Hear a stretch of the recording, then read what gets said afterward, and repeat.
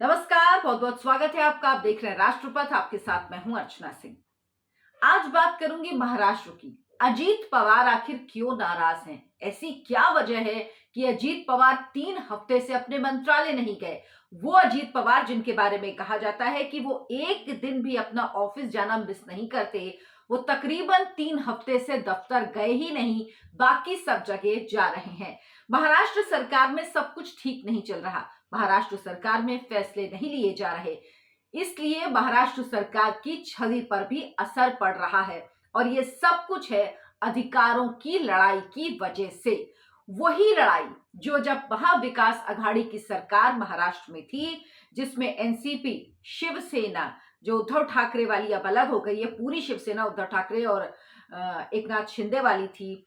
Shiv Sena, NCP और कांग्रेस की सरकार थी, उसमें जो लड़ाई चल रही थी और जो लड़ाई आखिरी दिनों में जब शिंदे गुट अलग हुआ उद्धव शिवसेना से, उस वक्त लड़ाई जिस तरह जिस दौर में थी, जिस तरह की प्रतिक्रिया हो रही थी, जिस तरह की बातें कही जा, जिस तरह की परिस्थितियां बन रही थी, वही परिस्थितियां एक बार फिर महाराष्ट्र सरकार में बन रही हैं। दरअसल डिप्टी सीएम जो है इस वक्त महाराष्ट्र के, अजीत पवार, वो तकरीबन 20 दिन से 21 दिन कह लीजिए, वो अपने दफ्तर नहीं गए हैं। शिवसेना की, शिंदे की जो शिवसेना है और जो एनसीपी है, उनके बीच सब कुछ ठीक नहीं चल रहा। और इन सब के बीच बीजेपी क्या कर रही है? बीजेपी सिर्फ देख रही है, बीजेपी सिर्फ नजर बनाए हुए है। बीजेपी की स्थिति बिल्कुल असहाय वाली लग रही है। देवेंद्र फडणवीस जो बहुत मजबूत नेता हैं, वो कुछ करते हुए कम से कम दिखाई तो नहीं पड़ रहे हैं। अगर कुछ कर रहे हो तो दिख नहीं रहा है अभी तक कुछ भी ऐसा। दरअसल पिछले 21 दिन से जब अजीत पवार मंत्रालय नहीं गए, उसके बाद कहा गया कि उनकी तबीयत खराब हुई थी, 4-5 दिन उनको डेंगू हुआ था, जिस वजह से वो नहीं गए। लेकिन इसके बाद वो भाई दूज के समारोह में शामिल होने सुप्रिया सुले के घर गए, वो अपने भाई के घर गए, वो वर्ल्ड कप का मैच देखने के लिए गए, वो दिल्ली आए अमित शाह से मिलने, लेकिन उसके बावजूद भी वो अपने दफ्तर नहीं गए। इस वजह से ये कहा जा रहा है कि दोनों के बीच नाराजगी अब इस कदर बढ़ गई है कि अब हालात वो हो गए हैं जो महाविकास अघाड़ी में था। केंद्रीय मंत्री अमित शाह से मिलने गए, बारामती पवार परिवार के जो मिलन समारोह था उसमें शामिल हुए, भाई दूज के मौके पर गए, ये सब कुछ हुआ, लेकिन वो सचिवालय नहीं पहुंचे। जब वो अपने कार्यालय नहीं पहुंचे तो वहां पर बातें हुई और कहा जाने लगा कि अजीत पवार कभी भी ऐसा नहीं करते हैं। पिछले हफ्ते हालांकि ये साफ हो गया था कि दोनों के बीच में सब कुछ ठीक नहीं है। अंदरूनी कलह जो थी, नाराजगी जो थी, वो खुलकर सामने आ गई थी। शिंदे गुट, शिवसेना के जो वरिष्ठ नेता हैं रामदास कदम, उन्होंने तो ये तक कह दिया कि अजीत पवार, जब सबसे ज्यादा जरूरत थी, जब मराठा आरक्षण को लेकर विरोध प्रदर्शन हो रहा था, तो डेंगू के कारण वो बीमार होकर घर में बंद हो गए। और उनके समर्थक जो नेता थे, उन्होंने प्रदर्शनकारियों के समर्थन में बयान दिया, सरकार के विरोध में बयान दिया, विरोध प्रदर्शन के साथ एकजुटता व्यक्त की उनके नेताओं ने, उनके समर्थकों ने, और सरकार के खिलाफ बोला। जब मराठा समुदाय ने मुख्यमंत्री एकनाथ शिंदे को निशाना बनाया तो अजीत पवार डेंगू से पीड़ित हो गए। सत्ता पक्ष के विधायक सरकार के खिलाफ कैसे बोल सकते हैं, सरकार का विरोध कैसे कर सकते हैं, ये साफ साफ कहा गया रामदास कदम की तरफ से। लेकिन अभी दोनों पक्षों की तरफ से राज्य सरकार में वेट एंड वॉच की स्थिति है। बिल्कुल वही स्थिति जो मैंने आपको बताया था महाविकास अघाड़ी के आखिरी दिनों में थी। कोई नहीं जानता कि किस तरह से आगे बढ़ना है, क्या होना है, समस्या क्या है। समस्या वही है जो महाविकास अघाड़ी में थी। अजीत पवार गुट से जो नाराजगी है, उसकी वजह जो शिवसेना के सांसद हैं उनका कहना है वही है जो महाविकास अघाड़ी में थी। वित्त मंत्रालय है अजीत पवार के पास, वो फंड रिलीज नहीं करते या फंड रिलीज करने में बहुत ज्यादा समय लगाते हैं, जिस वजह से जो विकास की योजनाएं हैं वो प्रभावित हो रही हैं, उनमें डिले होता है, वो योजनाएं पूरी नहीं हो पा रही हैं। और इसको लेकर शिंदे गुट में बहुत ज्यादा नाराजगी है। साथ ही साथ अजीत पवार गुट नाराज है क्योंकि उनको लगता है उनसे जो वादा किया गया था मंत्रिमंडल विस्तार का, वो नहीं हुआ। जो राज्य मंत्रियों को प्रभार दिया जाना था, मंत्रालय बंटने थे, वो नहीं हुआ। ये सारे काम नहीं हुए हैं, जिस वजह से ये नाराज है। और कई ऐसे बिंदु हैं जिसमें दोनों को लेकर संघर्ष लगातार हो रहे हैं। एक दूसरे के विपरीत या कह लीजिए सरकार में साथ रहते हुए भी एक दूसरे के खिलाफ बयान दिए जा रहे हैं। तो कुल मिलाकर अजीत पवार और एकनाथ शिंदे की पटरी नहीं बैठ रही है।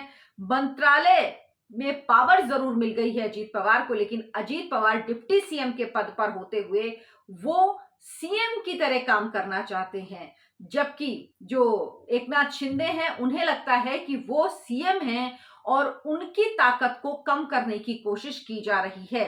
शिंदे गुट ये बिल्कुल भी बर्दाश्त नहीं कर पा रहा है कि अजीत पवार गुट उनके गुट को डोमिनेट करे, जो फंड है वो रिलीज ना करे समय पर, मुख्यमंत्री की बात वित्त मंत्री ना माने, जिस तरह से काम होना चाहिए स्मूथली वो काम ना हो। लेकिन ये सब कुछ नहीं हो पा रहा है और इसका असर वहां की सरकार पर पड़ रहा है।